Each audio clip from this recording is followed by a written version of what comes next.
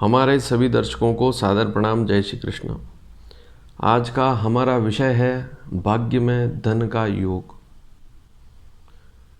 अक्सर हम देखते हैं कि एक व्यक्ति बहुत ज़्यादा परिश्रम करता है, उसके बाद भी उसे सफलता नहीं मिलती है और उसका बैंक बैलेंस नहीं बढ़ पाता है। और अक्सर आपने यह भी देखा होगा कि एक व्यक्ति बैठा रहता है, कुछ काम नहीं करता है, उसके बाद भी उसका बैंक बैलेंस बढ़ता रहता है। भाग्य के योग से उसको अनायास ही धन मिल जाता है, चाहे पिता से मिले, चाहे अन्य किसी सोर्स से मिले, लेकिन भाग्य प्रबल होगा तो व्यक्ति के जीवन में समृद्धि होगी, अचानक लाभ के अवसर बढ़ेंगे और बैंक बैलेंस बढ़ता रहेगा, चाहे वह परिश्रम करे या ना करे। तो कुंडली में दो प्रकार के योग होते हैं। एक तो कर्म से व्यक्ति बहुत मेहनत करे और फिर पैसा मिले, और एक भाग्य योग भी होना चाहिए। अच्छा भाग्य है, भाग्यशाली योग है तो व्यक्ति को अनायास ही धन मिलता है। कम परिश्रम करे तब भी उसे सफलता मिलती है। उस योग को हम कुंडली के माध्यम से कैसे समझें? हालांकि इससे संबंधित अनेक योग लिखे हुए हैं, लेकिन आज एक महत्वपूर्ण योग को आज आपके सामने रखूंगा, आपको बताऊंगा। उसे ध्यान से देखेंगे तो सीख पाएंगे। यहाँ पर एक कुंडली देखें आप, सामान्य सी कुंडली है और ऊपर आप देखें राशियाँ भी लिखी हुई है। यहाँ पर आप देखेंगे तो आपको पता लगेगा कि यहाँ पर सभी राशियों के नाम लिखे हुए हैं, उनके स्वामी भी लिखे हुए हैं। अब बात होगी भाग्य की। तो आप सभी को वैसे तो पता ही होगा, भाग्य का भाव नवम भाव है। जो कुछ मिलता है भाग्य से मिलता है। और यदि भाग्य हम देखें कुंडली के माध्यम से तो नवम भाव जो है भाग्य स्थान है। पिता से लाभ वाली स्थिति, पैतृक लाभ वाली स्थिति भी नवम भाव से ही देखते हैं। धार्मिक कार्यों से मिलने वाला धन या धर्म से जुड़ा हुआ कार्य करते हैं तब भी लाभ मिलता है। सामाजिक कार्य करते हैं तब भी लाभ मिलता है। ऐसी स्थिति भी नवम भाव से ही देखी जाती है।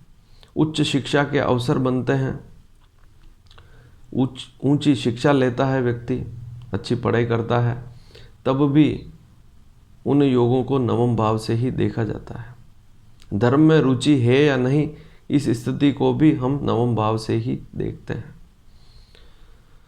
दूसरा भाव है बैंक बैलेंस का, अर्थात धन भाव। दूसरा भाव कुंडली में द्वितीय भाव को देखें आप ध्यान से। जहाँ द्वितीय भाव लिखा हुआ है वह धन का भाव है, जमा पूंजी का भाव है।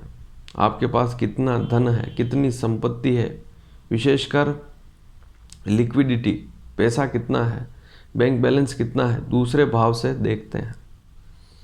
यदि भाग्य भवन का स्वामी भाग्य स्थान में जो राशि लिखी हुई है, ध्यान से देखें, नवम भाव जो है भाग्य स्थान है, नवम भाव। नवम भाव का स्वामी यदि द्वितीय भाव में बैठ जाए और द्वितीय भाव का स्वामी यदि नवम भाव में बैठ जाए तो इस प्रकार का श्रेष्ठ योग बनता है कि व्यक्ति को जीवन में किसी प्रकार की कोई कमी नहीं रहती है। वापस समझें, धन भाव का स्वामी द्वितीय भाव धन का भाव कहलाता है, और धन भाव का स्वामी यदि नवम भाव भाग्य स्थान पर बैठ जाए और भाग्य स्थान नवम भाव का स्वामी यदि द्वितीय भाव में बैठ जाए, स्वामी का पता कैसे करेंगे? वहाँ पर जो अंक लिखा हुआ है, नवम भाव में देखें क्या अंक लिखा हुआ है और द्वितीय भाव में देखें क्या अंक लिखा हुआ है, चाहे लड़का हो चाहे लड़की हो, अर्थात स्त्री हो पुरुष हो। अपनी कुंडली देखें, लग्न कुंडली ही देखनी है, अर्थात जन्म कुंडली ही देखनी है, अन्य कोई भी कुंडली नहीं देखनी है। नवम भाव में जो अंक लिखा हुआ है उसका स्वामी यदि द्वितीय भाव में बैठ जाए और द्वितीय भाव का स्वामी यदि नवम भाव में बैठ जाए, द्वितीय भाव में जो भी राशि लिखी हुई है उसका स्वामी यदि नवम भाव में बैठ जाए, तब भी इस प्रकार का श्रेष्ठ योग बनता है। इसके साथ ही धन भाव का स्वामी, धन स्थान अर्थात द्वितीय भाव का जो भी स्वामी है, कुंडली में कहीं पर भी बैठा हुआ है, किसी भी भाव में बैठा हुआ है और उस पर भाग्य स्थान का जो स्वामी है उसकी दृष्टि पड़ जाए, नवम भाव का जो स्वामी है उसकी दृष्टि पड़ जाए, तब भी श्रेष्ठ योग बनते हैं।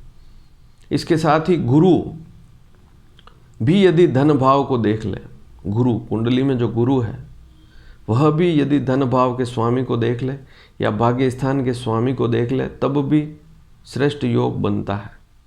लेकिन एक बात हमेशा याद रखनी होगी, दोनों भावों के स्वामी अर्थात नवम भाव और द्वितीय भाव, दोनों भावों के स्वामी मजबूत स्थिति में होने चाहिए, कमज़ोर नहीं होने चाहिए। 12 से 18 डिग्री के बीच में है तो युवा अवस्था में होंगे तो अतिश्रेष्ठ स्थिति होगी। यदि किसी भी प्रकार से भाग्येश अर्थात नवम भाव का स्वामी, द्वितीय भाव का स्वामी अस्त है तो स्थितियाँ थोड़ी सी कमज़ोर हो जाती है। पाप ग्रहों के साथ है, पाप ग्रहों की दृष्टि है, तब भी स्थितियाँ कमज़ोर हो जाती है। और तीसरी और प्रमुख बात, लग्न पंचम और नवम के जो स्वामी हैं उनकी दशा व्यक्ति को चल रही है, तब ये श्रेष्ठ योग विशेष फलीभूत होते हैं। लग्न का जो स्वामी है, लग्न में जो राशि लिखी है उसका स्वामी, पंचम में जो राशि लिखी है उसका स्वामी, या नवम भाव में जो राशि लिखी है उसका स्वामी, जो भी ग्रह है उसकी दशा यदि चल रही है तो भाग्य और ज़्यादा बलिष्ठ होगा, भाग्य से धन की वृद्धि होगी, बैंक बैलेंस बढ़ेगा, अनायास ही लाभ मिलेगा, ज़्यादा संघर्ष नहीं करना पड़ेगा। तो आज आपने समझा कि नवम भाव और द्वितीय भाव का आपस में संबंध, दृष्टि संबंध, भाव संबंध अर्थात भावों का स्थानांतरण हो तब भी विशेष योग बनता है। यदि केंद्र में दोनों आमने सामने बैठे हों, एक दूसरे पर दृष्टि रख रहे हैं, या दोनों केंद्र में एक साथ बैठे हैं तब भी, या त्रिकोण में लग्न पंचम नवम में एक साथ बैठे हुए हैं, या धन भाव में दोनों एक साथ बैठे हैं, या नवम भाव में दोनों एक साथ बैठे हैं अर्थात धन भाव का स्वामी और नवम भाव के स्वामी दोनों एक साथ बैठे हुए हैं, तब भी भाग्य से धन की प्राप्ति होती है, अनायास ही लाभ मिलता है। व्यक्ति थोड़ा सा संघर्ष करेगा तब भी उसको लाभ मिल जाएगा। यदि आपकी कुंडली में इस प्रकार का योग है तो आपको भविष्य में किसी प्रकार की चिंता नहीं करनी है, और जब भी अच्छी दशा आएगी आपको अनायास ही लाभ अवश्य मिलेगा। छोटे बच्चे हैं, उनकी कुंडली में भी इस प्रकार का योग है तो भविष्य में वे यदि सामान्य सी शिक्षा ग्रहण करेंगे तब भी कोई न कोई ऐसा काम कर लेंगे जिससे कि उनको बहुत अच्छा लाभ मिल पाएगा। बहुत सी बार आपने देखा होगा कि व्यक्ति छोटे छोटे काम करता है तब भी अच्छा लाभ मिलता है, या अनपढ़ है तब भी अच्छा लाभ मिलता है। उसमें मुख्य जो प्लेनेट हैं वे नवम भाव का स्वामी, द्वितीय भाव का स्वामी आपस में युति कर ले में, दृष्टि संबंध कर ले में, या एक दूसरे के भाव में बैठ जाएं, या कुंडली में केंद्र में त्रिकोण में दोनों साथ में बैठ जाएं, तब इस प्रकार का श्रेष्ठ योग बनता है। धन्यवाद। जय श्री कृष्ण।